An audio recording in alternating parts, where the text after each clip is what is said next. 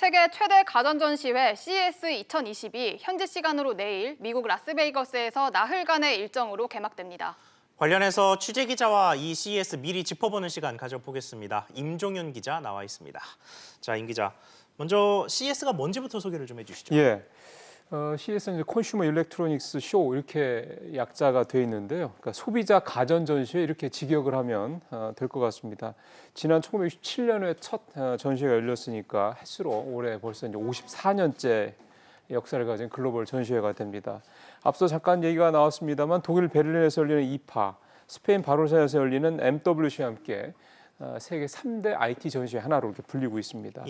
예전에는 앞서 그 CES라는 이름에서 말씀드린 대로 최신 가전 제품들을 선보이는 그런 글로벌 가전 전시회 이런 성격이 강했다면 2010년대 중반 들어서부터는 AI, 인공지능이나 IoT, 사물 인터넷 기술, 또 자율주행차 등 이 4차 산업혁명의 주요 기술과 접목이 돼서요.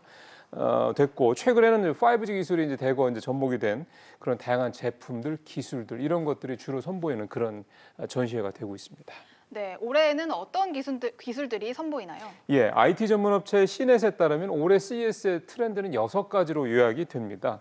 음식 배달을 비롯한 각종 IT 서비스를 비롯해서요. 사물 인터넷이 공기처럼 존재한다는 의미의 앰비언트 컴퓨팅, 헬스와 웰리스, 개인정보 및 보안, 스트리밍 및 코드 커팅, 5G 시나리오 이렇게 좀 정리가 되는데요.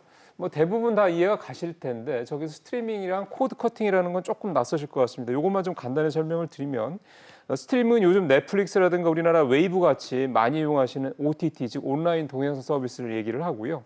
코드 커팅은 지금이 사실 대세이긴 합니다만 이 케이블 방송, IPTV 같은 이런 유선 방송을 끊고 앞서 말씀드린 OTT 쪽으로 바뀌는 시청 행태를 이제 코드 커팅이라고 하는데요. 추세가 이렇게 가다 보니까 가전 제품들도 이런 추세에 맞게 디자인이나 기능들이 바뀌고 있습니다. 이런 추세가 올해부터 본격적일 것이다. 이렇게 좀 전망이 나오고 있습니다. 네, 최신의 트렌드는 그런데 사실 최근 몇 년간 이 CES를 돌아보면 이 가전 전시회가 모터쇼가 아니냐 뭐 이런 얘기를 들을 정도로 뭐 자율주행차, AI 이런 것들이 크게 각광을 받았는데 이 부분에 대한 올해 전망은 어떻습니까?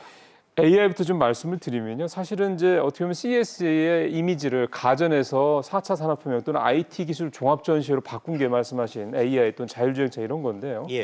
AI 같은 경우는 사실 인간이 학습을 시키는 단계에서 올해부터는 AI가 스스로 진화하는 단계, 학습하는 단계로 한 단계 더 업그레이드 됐다 이런 평가들이 나오고 있습니다. 예전에 단순히 제품을 제어하는 수준에서 이제는 기기 간의 연결 또는 결제까지 가능한 이른바 이 전자상거래 영역까지 이 AI 기술이 접목됐다는 분석이 좀 그래서 나오고 있는데요. 자동차 같은 경우는 자율주행차에서 플라잉카 등 미래 모빌리티로 한 단계 더 진화하는 그런 분위기입니다. 상용화를 앞둔 유인 드론이나 플라잉카, 수직 이륙 운송 차량 등이 그래서 이번 전시회에서 대거 선보일 것으로 좀 알려지고 있습니다. 네, 가전 쪽도 궁금한데 올해 가전 쪽은 어떻습니까? 예. 역시 스마트홈이라는 한 단어로 표현을 해야 될 것 같습니다. 사물 인터넷, 즉 IoT 기술을 기반으로 가전과 생활과의 어떤 연결, 이게 이제 얼마나 더 진화했느냐가 올해 CES에서 특히 가전 쪽에 핵심 포인트가 좀 될 것 같은데요. 이 부분은 역시 삼성전자, LG전자 우리나라 대표 기업들이 가장 앞서 있는 분야이기도 합니다. 두 회사 모두 각자 AI 기술을 보유하고 있는데 여기에다 구글이나 아마존처럼 인공지능이 우리보다 조금 더 발달된 이런 업체들과 연동할 수 있는 초고화질 TV, 냉장고 제품들이 이번에 대거 선보일 예정입니다. 그러니까 어찌 보면은 보고 듣고 입고하는 이런 기본적인 일상에 AI 기술이 이렇게 접목이 되면서 한층 더 이제 스며들고 있다 이렇게 이제 표현을 해도 과언이 아닐 것 같습니다. 네, 기업들 쪽으로 좀 넘어가 보죠. 뭐 삼성이나 LG는 당연히 참여를 할 텐데 뭐 나머지 국내 기업들은 어느 기업들이 참석합니까? 앞서 우리 자율주행차 얘기하고 또 플라잉카 얘기 잠깐 말씀드리지 않았습니까? 이제 이게 현대차에서 선보이는 이제 올해 대표적인 기술이 될 것 같은데요. 그러니까 이제 플라잉카라는 거 쉽게 생각하면 도로가 아니라 이제 모빌리티가 즉 어떤 교통에 움직이는 그 공간이 이제 지상으로 이제 옮겨간다라는 의미가 되겠습니다. 그래서 도로가 아닌 도심 상공을 이용하는 이 플라잉카를 통해서 전문 용어로는 PAV라고 그러는데 개인용 비행체 또 UAM이라고 하는데요. 도심 항공 모빌리티 이런 부분들에 좀 가능성을 제시할 계획입니다. 용어는 어렵습니다만 쉽게 생각하면 이제 도로가 아니라 상공, 도심 상공이 이제 새로운 어떤 도로가 된다 이런 뜻으로 이해하시면 될 것 같습니다. 예. 통신사 가운데는 올해는 유일하게 SK텔레콤만 참가를 해서 역시 5G 기술에 기반한 모빌리티 기술 또 5G 기술에 기반한 미디어 서비스들을 좀 선보일 예정이고요.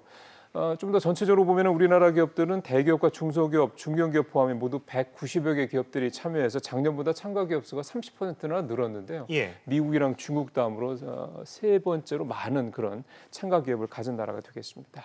네, 올해는 특히 그동안 가전 전시회라고 외면해왔던 애플이 참가를 한다고요? 예, 그 점도 상당히 좀 올해 좀 두드러진 대목이라고 볼 수가 있는데요. 애플이 CES에 공식 참가하는 건 28년 만이라고 그럽니다. 근데 이번에는 애플뿐만 아니라 구글, 아마존, 페이스북 등 이른바 GAPA 이 회사들이 모두 참가하는 게 또 올해 좀 이채로운 부분이기도 합니다. 예, 그만큼 CES가 이제 가전 전시회라는 이미지에서 벗어나서 AI, IoT, 자율주행, 로봇 등 이른바 4차 산업혁명의 주요 기술들이 대거 선보이는 이른바 그런 4차 산업혁명 기술 경연장이 됐다 이런 뜻으로 좀 볼 수가 있겠습니다.